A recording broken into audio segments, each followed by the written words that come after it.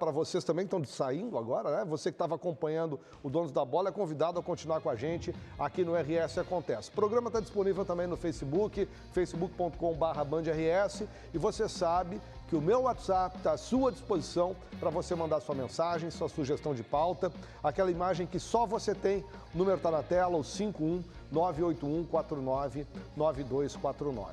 O Tribunal de Justiça do Rio Grande do Sul afastou do cargo o prefeito de uma das mais importantes cidades gaúchas. Divaldo Lara de Bagé terá que deixar o posto por pelo menos 6 meses. Nessa edição, você vai conhecer os detalhes do que motivou o Ministério Público a pedir que o político do PTB deixasse o comando da cidade da fronteira. E você vai ver também. Alerta! Incêndio atinge residências na Vila São Judas Tadeu, no bairro Partenon, em Porto Alegre. O fogo teria começado a partir de uma brincadeira de 2 crianças com copo, álcool e fósforo. Fitoterápicos. Conheça o potencial de cura dos medicamentos que a própria natureza oferece. Saúde. Porto Alegre debate no próximo sábado a inovação na área da oncologia.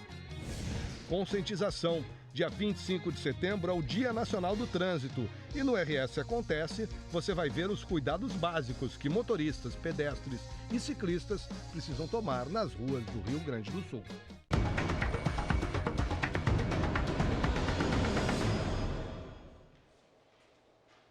A gente está disponível já no Facebook, esperando sua interação também na página da Band. Que tipo de motorista você é? Esse dia 25 de setembro é o Dia Nacional do Trânsito. Essa data foi instituída a partir da criação do Código de Trânsito Brasileiro no ano de 1997. O objetivo é promover a conscientização sobre cuidados básicos, que não apenas motoristas, mas também os pedestres, os ciclistas, quem circula de patinete, devem ter para que o trânsito possa ser fluido, obviamente, com tranquilidade. Vamos ver a reportagem. Bruno é instrutor de motoristas de ônibus desde 1998. Ao longo desse tempo, viu a frota de automóveis aumentar significativamente no estado. De acordo com o Detran do Rio Grande do Sul, de 2009 para cá, o número de veículos saltou de 4 milhões para quase 7 milhões. Além do número de condutores, os desafios também aumentaram para quem trabalha no trânsito. E a gente se depara com uma situação que é as vias não aumentam tanto quanto o número de carro, e aí começa a gerar os conflitos, né? Os conflitos que para nós aqui dentro da Carriza é uma situação muito complicada, porque a gente tem uma pressão de horário, né, para cumprir. Hoje até, inclusive, toda a nossa frota tem um sistema de GPS que a gente tenta passar para os nossos motoristas. Olha, agora o passageiro ele consegue enxergar o momento que o ônibus vai estar chegando ali na parada. Então, vamos tentar fazer o que for possível, né? Mas tudo dentro de mantendo a prudência, mantendo as regras, cumprindo as regras do Código de Trânsito. De acordo com o instrutor, a maneira em que as pessoas dirigem diz muito sobre a personalidade e o estado de espírito do motorista. Tu poderia tranquilamente fazer um diagnóstico da personalidade de uma pessoa naquele momento que ela está dirigindo, né? Teria como fazer quase que um psicotécnico a pessoa no momento que está conduzindo aquele ônibus ali, em função da aceitação ou não daqueles desafios que são a todo instante colocados para o motorista ali naquele momento, né? Vitor, logo que fez 18 anos, não perdeu tempo e fez a carteira de habilitação. Desde março que ele tem o documento provisório. Mas a pouca experiência no trânsito faz o jovem sofrer com a falta de paciência dos mais experientes. Os desafios são muitos, né? Principalmente em horário de pico, assim, quando vai cruzar alguma avenida, tá um monte de gente, uma fila de carro atrás de ti, tu tem que tentar se apressar para atravessar logo, mas ao mesmo tempo tem que preservar pela tua segurança, sabe? Não pode pegar e se atravessar assim no meio da rua também. É bem difícil, na hora de estacionar, o cara demora um pouquinho mais, ouve umas buzinadas, mas tem que relevar, sabe? As pessoas não sabem também que tu é recém-habilitado.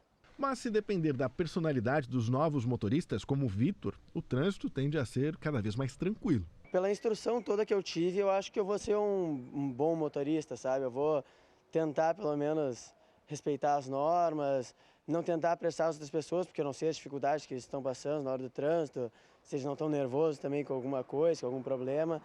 E eu me vejo pelo menos mais seguro na hora de eu dirigir, porque agora é tudo muito novo, sabe? Eu demoro até fazer as coisas e tal. Pretendo daqui a alguns anos já estar mais virando no automático, como as pessoas dizem, sabe? Para se ter um trânsito mais tranquilo, de acordo com o Bruno, o segredo é manter o equilíbrio.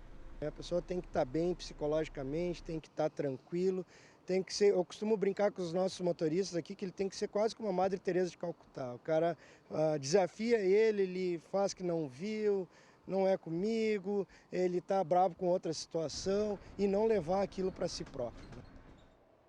O trânsito é feito por todos nós, né? Cada um faça a sua parte, especialmente esses que são motoristas profissionais, são os primeiros que têm que dar exemplo, mas nós também, que somos motoristas amadores, circulamos por passeio ou por outra necessidade, também precisamos respeitar, sobretudo, aqueles mais frágeis no trânsito.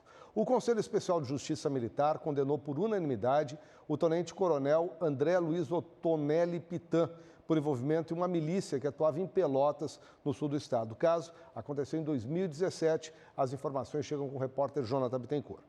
A pena fixada foi de 2 anos e 8 meses de reclusão em regime aberto e o militar vai poder responder ao processo em liberdade. Segundo o Ministério Público, Pitan recebia vantagens financeiras de uma empresa que exercia ilegalmente atividades para policiais. O coronel, que na época era comandante de um batalhão de Pelotas, entregava informações privilegiadas que eram de interesse dessa organização criminosa e também acabava deixando de lado, fazia vista grossa para os crimes que eram cometidos, os delitos que eram cometidos por integrantes dessa empresa, de portaria e também de zeladoria. O nome dessa empresa, NASF Portaria e Segurança.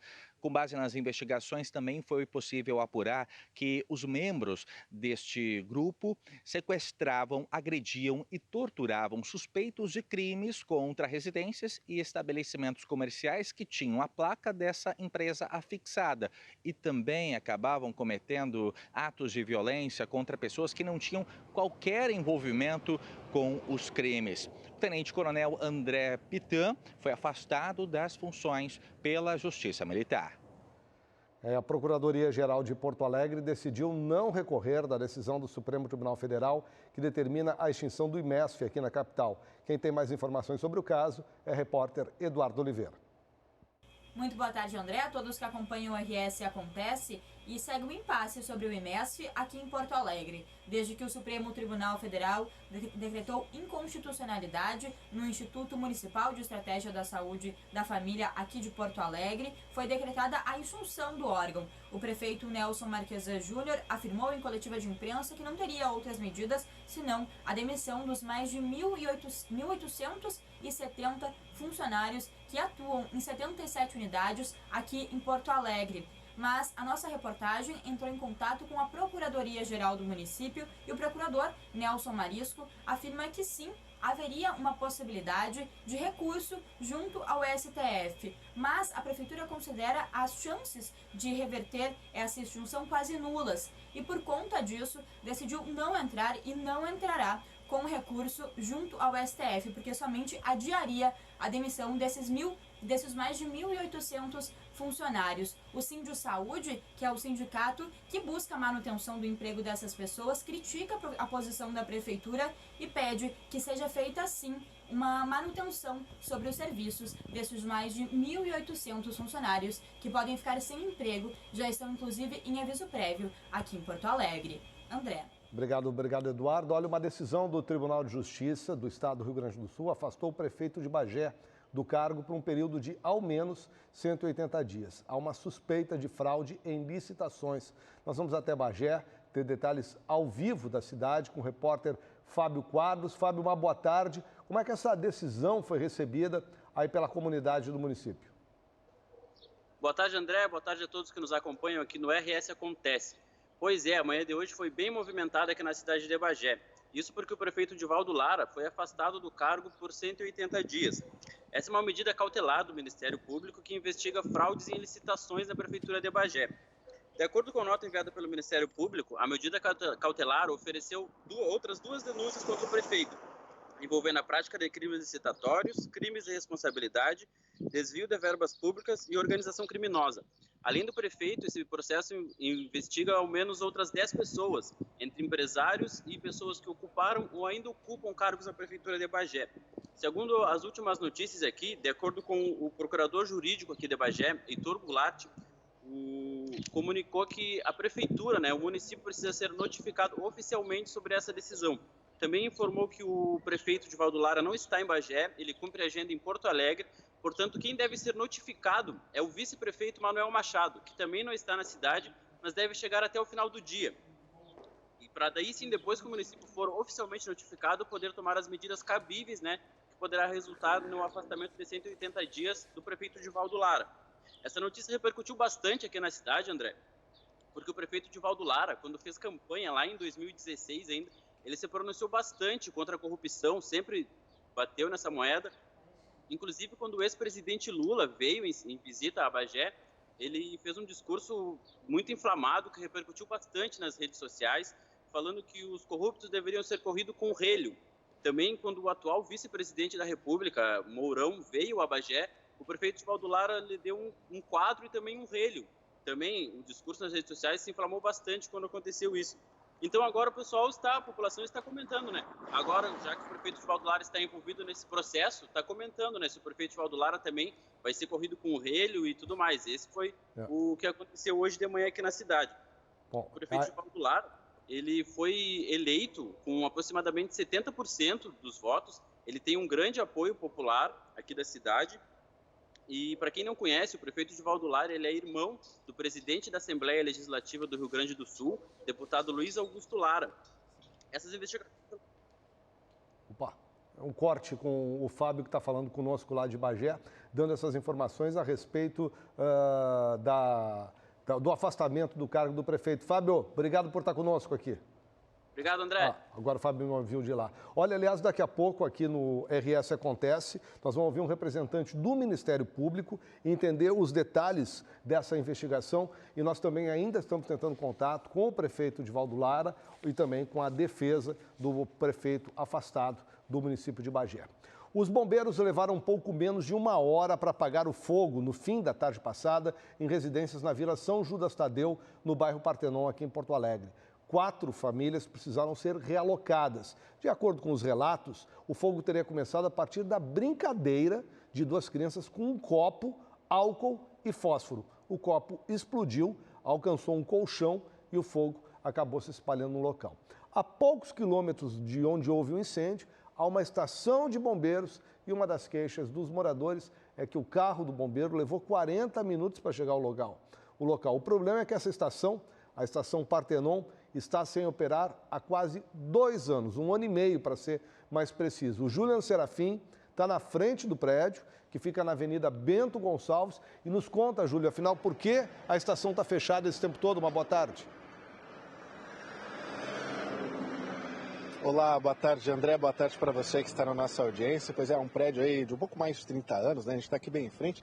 Ele está um pouco com a pintura desbotada, tem alguns vidros quebrados internamente ali também. A situação está bastante complicada, né? Mas conversando aqui com o Tenente Coronel, o Estevam, que está aqui conosco, para nos esclarecer o que está acontecendo, ele realmente, de fato, nos confirmou que se tivesse a estação funcionando aqui, o atendimento nesse incêndio, né, teria sido muito mais rápido. Mas, Tenente Coronel, a gente quer entender o seguinte: por que já está aí está aí 1 ano e meio já fechado? Aconteceu um vendaval, uma chuvarada esse tempo atrás, levantou telhado, levantou tesouro, acabou estragando todo o segundo pavimento e aí vocês acabaram se tornando refém de uma reforma que precisa de edital, toda aquela burocracia, né? Boa tarde. Tudo bem aos telespectadores.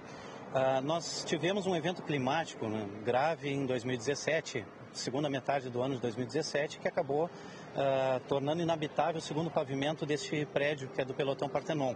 Destruiu realmente, né, todo o telhado e o segundo pavimento dessa edificação.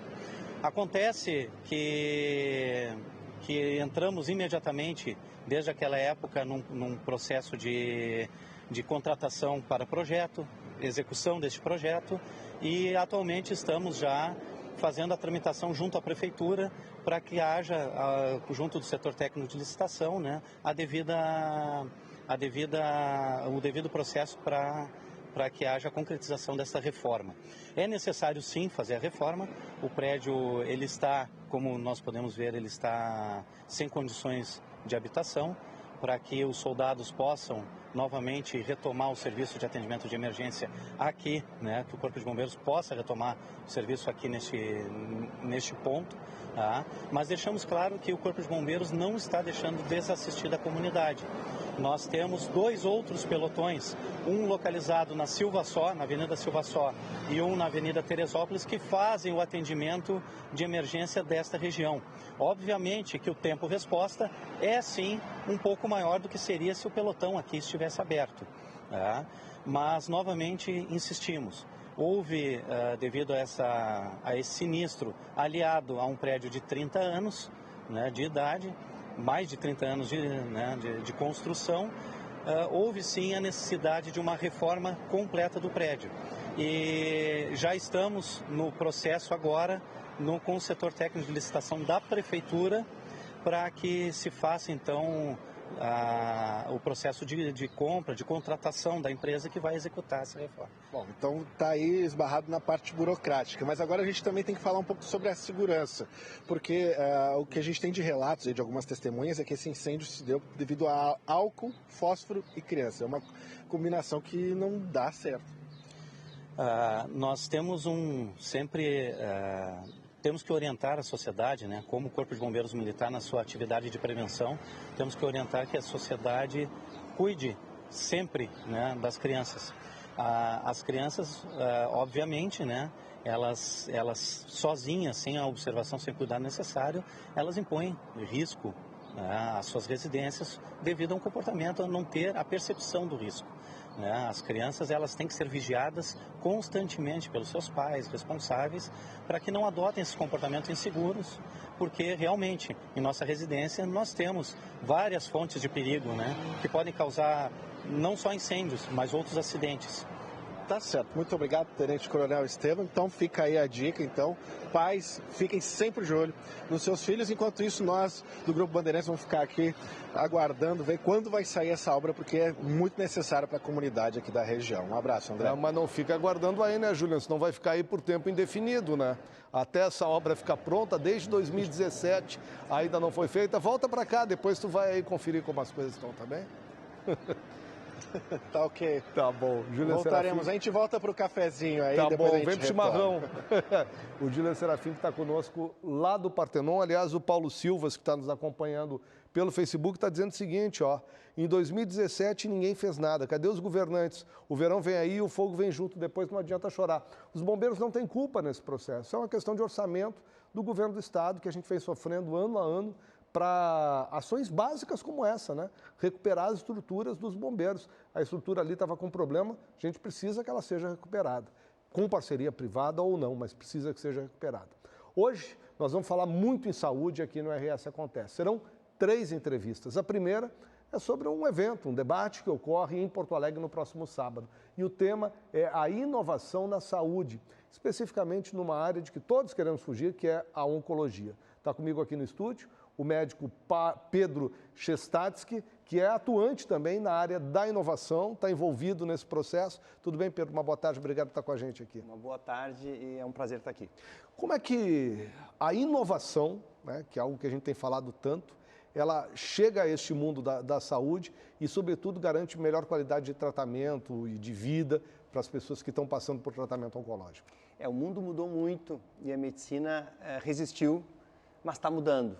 E esse evento, ele trata de trazer as novas tecnologias, não só do ponto de vista médico, mas do paciente mesmo, ou seja, como empoderar o paciente a cuidar de si mesmo. Que tecnologias são essas? A principal delas é a inteligência artificial, os algoritmos, o Big Data, os vestíveis, são esses sensores que a gente pode monitorar, os aplicativos, que a gente pode, muitas vezes, ter um atendimento virtual, remoto. As tecnologias de genoma, de microbioma, que conseguem detectar elos frágeis nos nossos genes. E isso vem sendo desenvolvido por quem? Por grandes empresas, por pequenas startups? Como é que está esse processo? Isso, começaram com grandes startups, com pequenas startups, estão aumentando e hoje, pasme, apesar da tecnologia exponencial ser extremamente rápida, ou seja, a tecnologia dobra a cada 18 meses, os preços estão caindo. Então, isso aqui é a verdadeira disrupção. É uma tecnologia que antes era só exclusiva das classes mais abastadas, hoje ela está inclusive no SUS. Deixa eu bater na madeira, enfim, mas se estou passando por um tratamento, de que maneira ele vai contribuindo no meu dia a dia? Assim, você falou em aplicativos, questões, o que ele me lembra, o que ele faz, porque não é um despertador que vai me lembrar, tem que tomar um remédio, é muito mais que isso. É muito mais que isso. Por exemplo, um dos grandes estrelas do evento é o aplicativo Tumi, da Alessandra Morelli e do professor Carlos Barrios, que é um amigo do paciente que faz com que seja um confidente em termos de complicações pós-quimioterapia. E a inteligência artificial. Inteligência artificial, porque ele vai aprendendo com os dados que são imputados pelo paciente e vai tomando conduta sem que o paciente precise sempre procurar o hospital.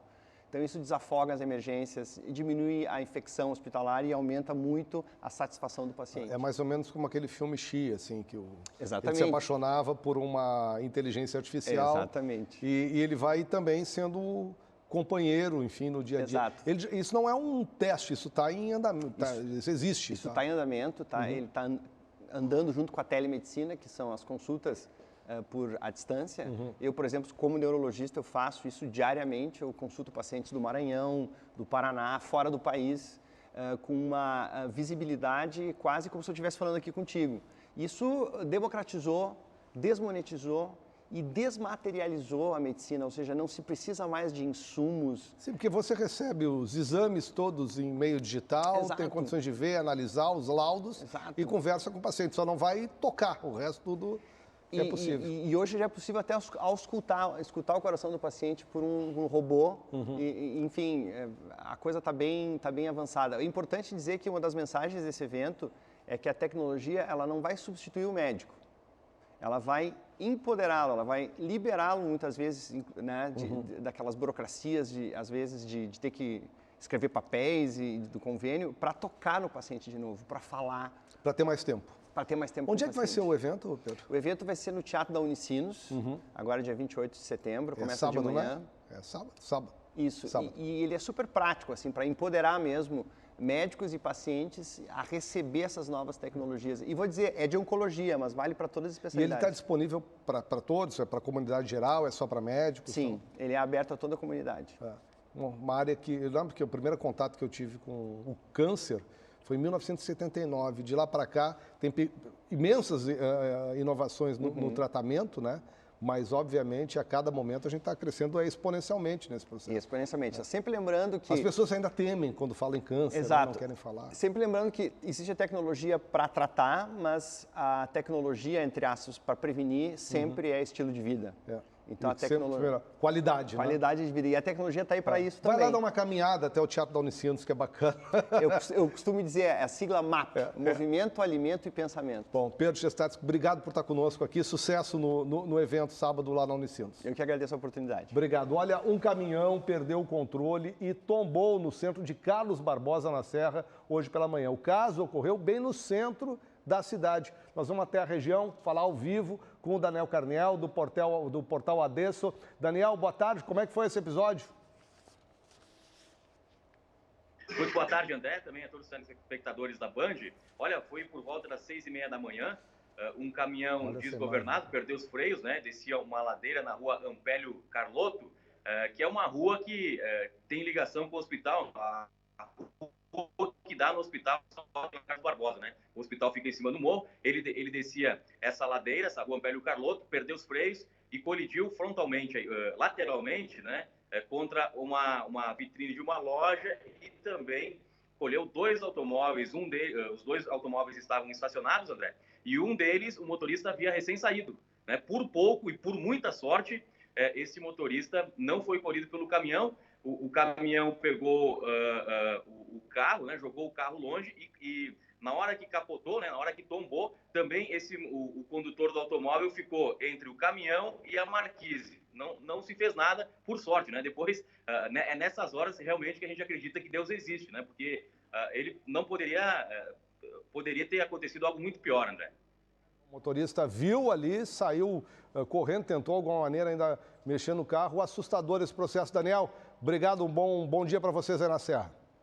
Boa tarde, um grande abraço. Obrigado. Olha, o RS Acontece, faz um rápido intervalo e na volta nós vamos falar com o Ministério Público sobre esse caso que já estamos aqui nesse primeiro bloco do afastamento do prefeito de Bagé. Até já.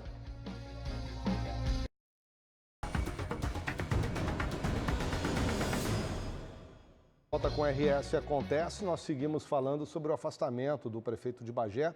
Eu converso agora com o promotor da Procuradoria dos Prefeitos do Ministério Público do Estado, doutor Antônio Kepes. Doutor Antônio, quais foram os casos que motivaram o pedido do Ministério Público para o afastamento do prefeito Divaldo Lara? Uma boa tarde. Boa tarde. Isso decorre de uma investigação já de há mais de um ano, em que foram denúncias que posteriormente foram apuradas de da prática de crimes licitatórios, crimes de responsabilidade, crimes de organização criminosa, desvio de verbas públicas, dentre outros. É uma investigação que houve uma operação, que foi a fase ostensiva dessa operação, no ano passado ainda, no mês de outubro, em que foram apreendidos materiais digitais, documentação, aparelhos celulares, enfim, e que, naquele momento, o Ministério Público fez o pedido de afastamento, houve o cumprimento dos mandados, dentre eles o pedido de afastamento de 2 secretários do Meio Ambiente e secretários de Finanças.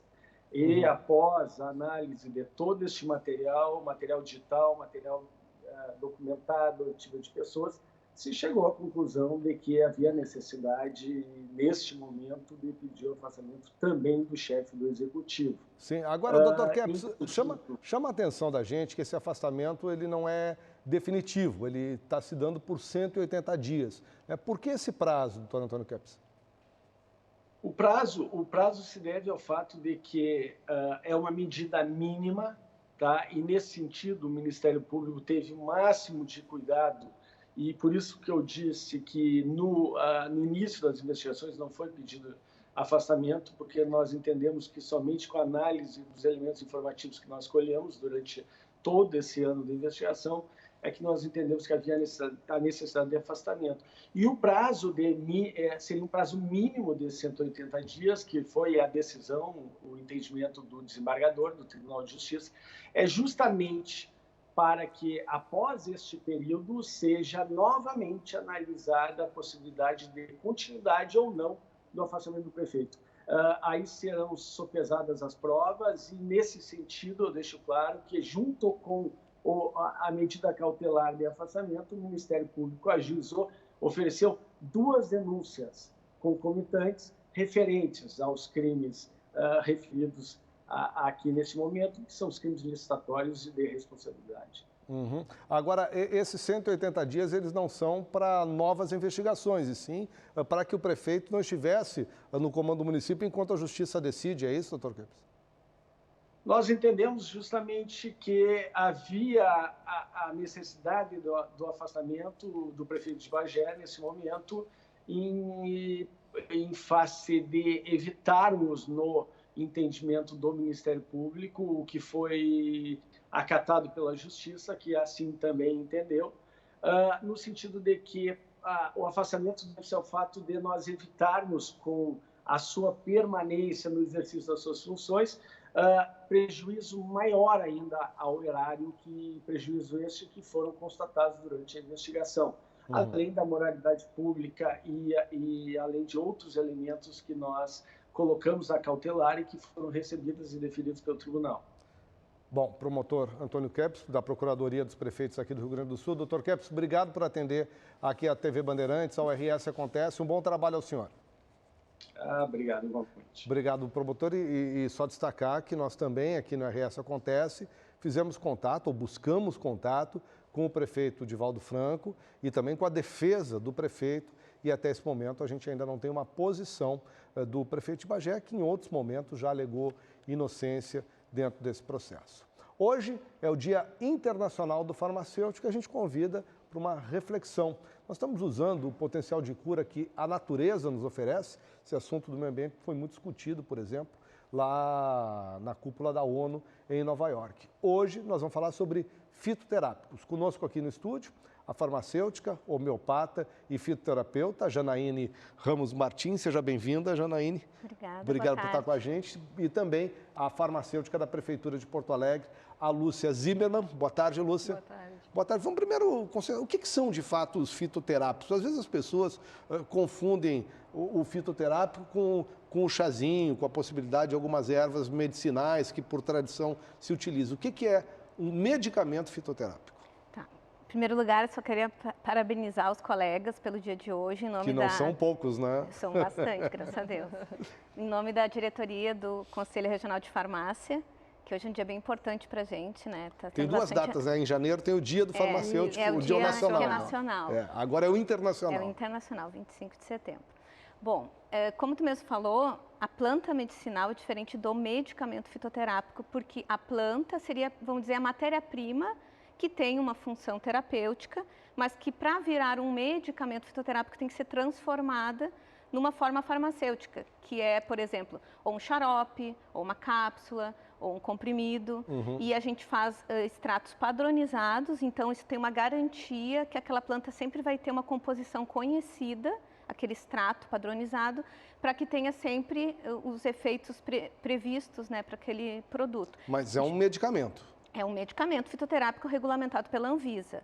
E as plantas medicinais são a matéria-prima, que também podem ser consumidas in natura, né? Tem um cuidado maior, porque a gente tem que saber qual é a planta, identificar direitinho, ter a procedência, onde foi plantada, porque também a gente não pode ter com agrotóxico, por exemplo, né? Sim. Quem é que produz os fitoterápicos? São manipulados, tem produção industrial? Sim, os fitoterápicos são produzidos por empresas que produzem a matéria-prima e muitas vezes também fornecem para a indústria farmacêutica que prepara a partir desse extrato as formas farmacêuticas. Eles estão disponíveis na rede pública, Lúcia? Hoje, na Prefeitura de Porto Alegre, não existe nenhum medicamento fitoterápico na nossa relação municipal de medicamentos essenciais, né? Tanto nas farmácias distritais ou nos dispensários das unidades de saúde, não existe nenhum medicamento. Mas existe a Relação Nacional de Medicamentos Essenciais, que nesta está previsto 12 medicamentos fitoterápicos, e o município pode ou não incluir na sua relação municipal. Aí é uma decisão de gestão da saúde municipal. É uma decisão de gestão e da Comissão de Farmácia Terapêutica, que é uma comissão multidisciplinar que estuda medicamentos de inclusão, exclusão ou manutenção dos medicamentos na lista. Há um melhor ou pior entre o uso do medicamento fitoterápico ou planta medicinal? Do medicamento sintético. Normal, químico, enfim, que a gente tem. Na realidade, quanto mais se estuda os medicamentos, né, os medicamentos têm diversas fases de estudo, né, até os últimos que são os ensaios clínicos.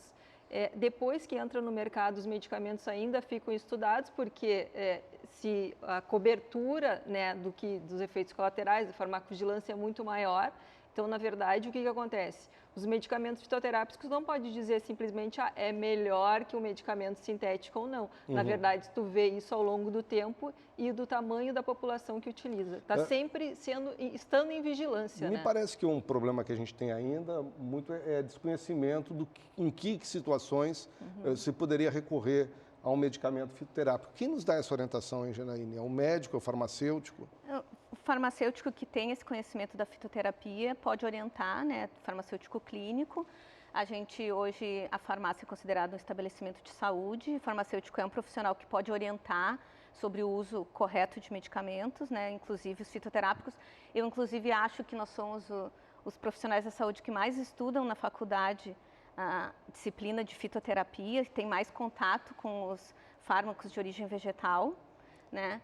Mas aí tem que ver cada caso, porque tem medicamento, não é assim, não é para todas as aplicações que tem e também nem para todos tem já industrializado, padronizado. Vocês duas são fãs de fitoterápicos? Muito, assim? Sim, então, todas as práticas integrativas. Nós trabalhamos com práticas integrativas. O que são as práticas integrativas? São práticas que foram aprovadas pelo Ministério da Saúde, assim, regulamentadas. Que tem a ver essa questão da constelação familiar? Também, são 29 práticas que foram as últimas agora que entraram. As últimas entraram essa, mas quando começou era só fitoterápicos E plantas medicinais, homeopatia, acupuntura, termalismo social e antroposofia. E antroposofia. E qual é para vocês, assim, pessoalmente, a vantagem em relação de usar, é a alopatia, né, que chama, né? O fitoterápico, ele é um alopático. É um alopático. Ele trabalha no sentido contrário, As pessoas não podem entender que é a mesma homeopático coisa. é semelhante, cura semelhante. O Certo. fitoterápico, eu posso ter um fitoterápico antitérmico, vou usar para quem tem febre. Um fitoterápico, sei lá, com possibilidade anti-inflamatória, eu vou usar numa inflamação. Isso daí é a alopatia, contrário. O que vocês entendem como benefício do uso do fitoterápico em relação a um outro tipo de medicamento? A gente é suspeita para falar. Vocês são apaixonadas por esse processo, né? Sim. Eu vejo pelo teu olho aqui que está brilhando nesse processo. Sim, é porque eu acho assim, é uma coisa, talvez um tratamento às vezes mais abrangente, mais suave também, né? Mais natural. Às vezes tem menores efeitos colaterais, dependendo do que vai comparar. E o efeito de cura no mesmo tempo, mais ou menos, Lúcia? Pode ser. Mais rápido? Depende, né? Depende do caso. Isso. Se as pessoas querem saber mais, onde é que vão saber? Onde é que tem informações sobre fitoterapia? Onde é que consulta? Aliás, tem um evento bacana no sábado, onde vai estar cheio de farmacêutico também. Sim, sobre farmácia digital, É uma boa chance também, né? De coisas para saber. Fiergs. Onde é que a gente conhece mais sobre o processo? Que eu continuo achando que o nosso problema é desconhecimento, muitas vezes. Sim, o que acontece com a fitoterapia é que nós trazemos esses conhecimentos de origem étnica, né? Então, o Brasil ele foi formado por diversas etnias. Os índios têm o seu conhecimento próprio da utilização das plantas medicinais. Os alemães trouxeram isso. Então, os portugueses, nós nos misturamos todos e todos trazemos esse conhecimento das nossas famílias.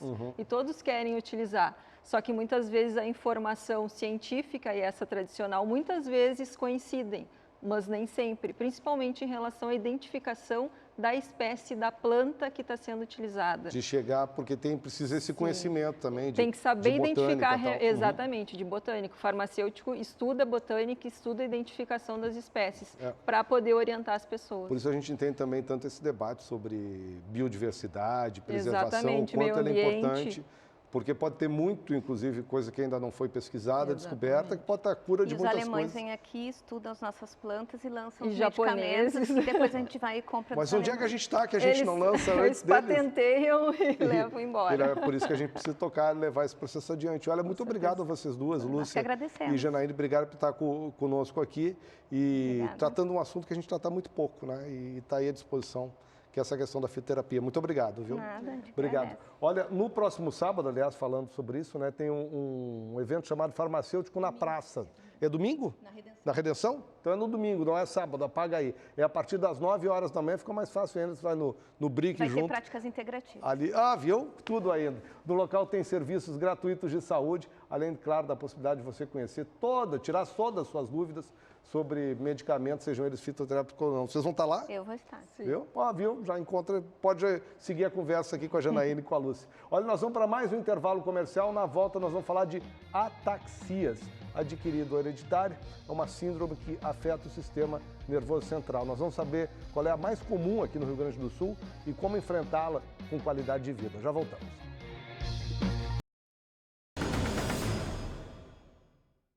No grego, a palavra ataxis descreve a incapacidade de uma pessoa coordenar voluntariamente todos os seus movimentos. Dela surgiu o termo ataxia, uma doença degenerativa do sistema nervoso central. Elas podem ser de vários tipos. Aqui no Rio Grande do Sul, a mais frequente é a síndrome de Machado-Joseph, com um possível vínculo com a história da nossa colonização açoriana. Portadores, familiares e amigos reuniram-se em uma associação, a APPAD Ataxias. O presidente da entidade, o Júlio César da Silva, está conosco nesse dia 25 de setembro, que é também o Dia Mundial das Ataxias, né, Júlio? Por isso é tão importante a gente falar dessa questão. Exatamente. Muito obrigado, André, em primeiro lugar, pela oportunidade de participar do teu programa, que é um programa muito conceituado e é o RS Acontece. Porque essa associação é justamente aqui do Rio Grande do Sul. E acontece porque hoje é o dia 25 de setembro, é o Dia Mundial comemorado das Ataxias. Eu faço parte de muitos grupos de WhatsApp e, por ser presidente da entidade, tenho contato com diversas pessoas portadoras. E muitos deles me respondem, mas hoje não é dia para se comemorar uma doença. É que As doença é pessoas têm que difícil de entender. comemorar, mas nós estamos falando de outra coisa, nós estamos falando de conscientização. Né? Exatamente, porque como o teu programa RS acontece. Quem não é visto não é lembrado. Então a gente não vai comemorar que é doente, a gente vai comemorar que está dando eco. A palavra ataxia, a doença de ataxia, por ser uma doença rara, ela é pouco conhecida, inclusive pela área médica. Então, muitos laboratórios até nem se interessam muito em pesquisar sobre a doença e arrumar e encontrar a cura, né? Aqui no Rio Grande do Sul é muito frequente essa síndrome de Machado-Joseph, né? Que foi descoberta ali nos anos 70, por aí, né? Não, ela é uma doença rara e, além de ser rara, ela é nova. Ela foi descoberta recentemente, o primeiro caso, não é que foi descoberta, não é que diagnosticada. Foi diagnosticado o primeiro caso em 97. Então é mais recente ainda. Na ilha de Açores, foram 2 portugueses, por isso é o nome Machado-Joseph. O Machado e o Joseph, lá em Portugal, tiveram a origem dessa doença. E nós aqui no Sul temos muitas famílias portadores dessa doença, porque nós tivemos a colonização portuguesa, não só aqui no Rio Grande do Sul, Porto Alegre, mas Paraná, Santa Catarina, o Rio de Janeiro, ou seja, toda a orla que facilitava a entrada pelo mar. Né? O Hospital de Clínicas tem justamente um centro de desenvolvimento, né, de estudo desse processo. Para quem não sabe, foi a doença que matou e afetou o ator Guilherme Caran, né, então, que é uma figura bem conhecida. O que ela provoca no organismo? Na verdade, os principais sintomas, tá? É a falta de equilíbrio, porque é uma doença neurológica, ela é do cérebro, né, no cerebelo, e ela é degenerativa. Aos pouquinhos ela começa sutilmente e vai progredindo. E os principais sintomas é a falta de equilíbrio, da coordenação motora, né? A voz vai ficando embargada, a visão vai ficando dupla. Mas não é que assim, não é terra arrasada, vamos dizer assim, a gente morre disso. Claro que um dia a gente vai morrer, mas nem todos morrem dessa doença. Você vai começar a enfrentar uma vida com algumas limitações. Limitações, porque começa a pessoa a ter dificuldade para caminhar, aí se socorre de uma bengala, depois para uma cadeira de roda, entendeu? Ela é gradativamente. A associação reúne portadores, familiares, amigos, e você é portador. Sim. Né? Como é que você tem enfrentado essa situação hoje? Na verdade, qualquer doença tem 5 pontos. O primeiro ponto é o da raiva. O segundo, da negação. Eu não tenho a doença, eu vou vencer ela, enfim. O terceiro é a barganha. Começa as promessas, as orações. Quarto é a depressão. E quinto, a aceitação. Eu acho importante a pessoa aceitar. Porque é melhor ainda, eu digo sempre, é melhor eu ter ataxia, não é que eu queira ter ataxia, mas é melhor eu ter ataxia do que eu ir no médico receber um diagnóstico de que eu tenho 1 semana de vida. Né? Então, eu sei que vou ter uma vida longa. Então, a gente tem que conviver com essa questão. E você vai adaptando os próximos anos da sua vida. Exatamente. Sabendo que as limitações vão vir. Então, a gente tem que aceitar, porque daí a gente vai conseguir harmoniosamente viver melhor, já que a gente não vai ter a cura. Tem ainda, passando aí na tela, o endereço do site da associação. Lá tem muita informação, né? Nós temos muitas informações, tem muitos benefícios. Por exemplo, nós criamos um convênio com uma médica oftalma, né? Com um valor bem acessível para o nosso associado. Nós conseguimos um convênio com advogado para responder sobre aposentadoria por invalidez. Que são coisas que vão bater na porta de todos os portadores. Mas gratuitamente, sem pagar nada. Isenção do imposto de renda, quer dizer, benefícios. E tem na nossa página, essa que passou aí, tem muita informação a respeito da doença. Tem a respeito da doença, como benefícios também. A doença é hereditária? Ela é hereditária. Via de regra hereditária. Existe adquirida também. Sim. Pessoas que não têm nenhum caso na família e vêm. Mas eu não sei dizer percentual, mas vamos dizer que 80% seja hereditário. Mas a chance... É de pai para filho. A chance do filho seguir é normalmente 50%. Aí vai depender exatamente da composição. 50%. Porque a gente, na hora da concepção, tem 2 genes do pai e 2 genes da mãe. Sim, ele é pega um de cada aí. um. Se pegar o gene bom de um com o gene ruim do outro, o gene doente, pega a doença. Sim, Se pegar os dois bom, não pega a doença. E é possível antecipar-se a doença e, assim, retardar um pouco o aparecimento dos efeitos? Não existe remédio, não existe ainda remédio para isso. O que nós temos feito, tem muito a ser feito que pode ajudar é a fisioterapia, terapia ocupacional, pilates, ou seja, situações que a própria psicologia, né, porque é uma doença que tende a dar depressão, então a gente tem que buscar outros caminhos. Por exemplo, os principais sintomas que eu te falei é esse, da desequilíbrio, da voz e da visão. Mas tem muita gente com cãibra, com dores, então tem outros remédios que podem ser usados para combater esses males. Você se reúne em grupos de apoio? Sim, nós temos, felizmente, a gente tem recebido muito apoio, tanto que nós fizemos uma campanha maravilhosa agora, que eu achei muito bonito, se chama... agora me esqueci o nome da campanha. Mas é para justamente as pessoas doarem equipamentos que têm em casa, sem uso, por exemplo, de bengala, cama hospitalar, Amor que Movimenta a campanha. Amor que Movimenta. Amor que Movimenta. Bacana. Né? Bengalas, camas hospitalares, cadeiras de rodas, andadores, cadeiras de banho, que estão lá estorvando na sua residência, eles podem, então, entregar em qualquer agência da Guarida Imóveis, porque a gente fez um convênio com a Guarida Imóveis, são 15 agências recebendo a doação, e aí nós formamos um banco desses equipamentos para poder dar assistência aos... Quantos portadores tem hoje aqui em Porto Alegre, nessa região? Eu não saberia te precisar, porque tem muitos casos, tipo assim, o Guilherme Caran. Ele é uma pessoa que se isolou. A partir do momento, ninguém ouviu falar que ele era doente. Sim, ele sumiu Ele sumiu, ele se trancou num quarto e esperou a morte chegar. Né? Você não aceita isso? Não aceito isso.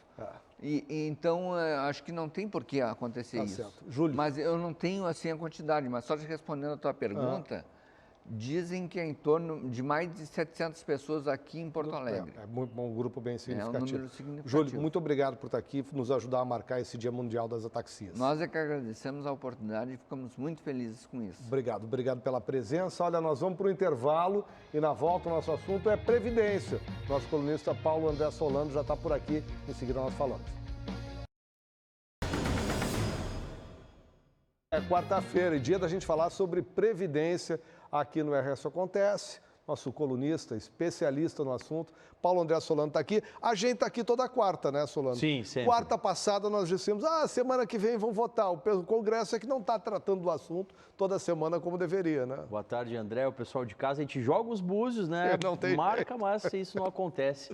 E por que não aconteceu, gente? O pessoal em casa pode estar pensando, os senadores estão pensando melhor, eles querem refletir. Estão aprofundando o estudo, né? Nada disso, nada disso.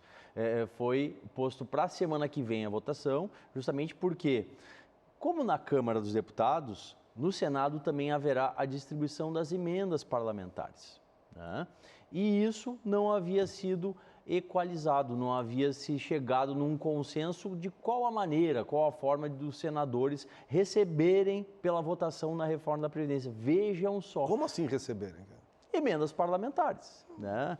Foi uma condição, né, para vários deputados federais terem votado a favor dessa proposta, que retira tantos direitos dos trabalhadores, dos segurados, dos servidores públicos.